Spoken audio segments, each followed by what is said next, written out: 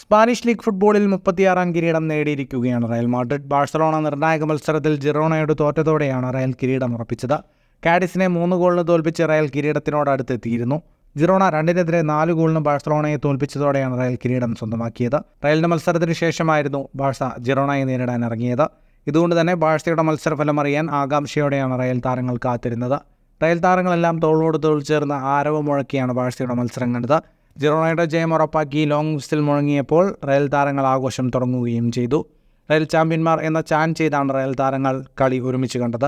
87 പോയിന്റുമായാണ് Real കിരീടം നേടിയത്. 2ാം സ്ഥാനത്തുള്ള ജിറോണയ്ക്ക് 74, 3ാം സ്ഥാനത്തുള്ള ബാഴ്സയ്ക്ക് 73 പോയിന്റാണുള്ളത്.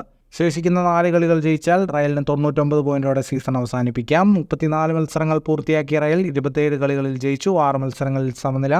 സീസണിൽ ഒറ്റക്കളിയിൽ മാത്രമാണ് റയൽ തോറ്റത്. ഫുട്ബോൾ ലോകത്തെ കൂടുതൽ വാർത്തകൾക്കും വിശേഷങ്ങൾക്കുമായി സ്പോർട്സ് കഫേ ഇപ്പോൾ തന്നെ സബ്സ്ക്രൈബ് ചെയ്യുക.